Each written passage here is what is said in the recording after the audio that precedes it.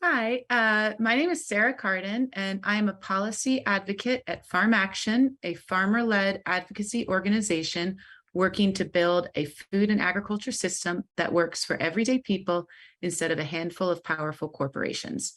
Our network includes farmers, ranchers, rural community leaders, food system workers, and policymakers. I was going to focus on two primary subjects today. Firstly, how consolidation across the seed, agrochemical, and digital farming industries has disempowered farmers and robbed rural communities of their independence. And secondly, what the USDA should do about it. But given that many of the speakers today, Diana Moss, Kiki Hubbard, Bill Fries, Jason Myers-Benner, and Antonio Tovar, to name a few, have already really done a great job highlighting the effects of consolidation across these industries and how they have harmed farmers, consumers, and rural communities, as well as some of the time constraints.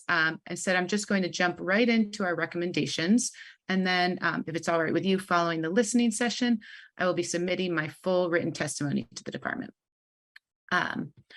So unless the Biden administration does something about the consolidated structure of this industry, this is the future we are staring at.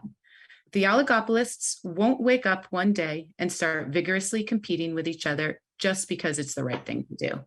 In fact, a recent Deloitte report about the industry made clear that A, that is not what they are going to do, B, that is not what they plan to do, and C, that is not what they should do if they know what's good for them. Nor is an upstart competitor going to come to the rescue anytime soon. The barriers to entry are just too high, and they stretch across 4 different levels of production: transgenic traits, seeds, crop protection chemicals, and digital agricultural platforms. Even if a competitor did somehow threaten the Big Three's dominance, the Big Three would have no shortage of levers they could pull to suppress that competitor and more than enough money to buy them out.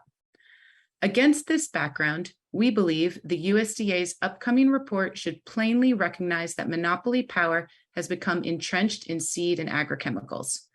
We also believe USDA should recommend a number of aggressive actions under the antitrust laws to restore competition and prevent abuse of market power in the industry.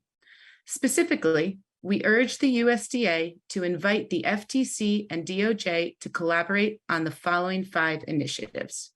First, a thorough 6F investigation into the Big Three, the mechanisms by which they have consolidated and exercised power across the agricultural biotechnology sector, and the effects of that power on farmers, competing firms, distributors, suppliers, and other stakeholders. Second, an enforcement program focused on investigating and prosecuting the Big Three's use of tying arrangements, exclusive dealing, and commercial discrimination in violation of the Clayton Act. Third, an enforcement program dedicated to blocking all further mergers or acquisitions attempted by the Big Three, including those below the reporting threshold for tending to create a monopoly in violation of Section 7 of the Clayton Act. Fourth, a rulemaking process under Section 5 of the Federal Trade Commission Act to define and prohibit unfair methods of competition in the seed and agrochemical industry. In particular, we believe the agencies should promulgate rules that would constrain the ability of dominant incumbents to A, tacitly collude, B, discriminate between farmers in prices or services, C, integrate or bundle products, D, obstruct data portability, E, offer biotech products that are non-interoperable with rival products, or F, withhold or restrict IP licensing to competitors and other stakeholders.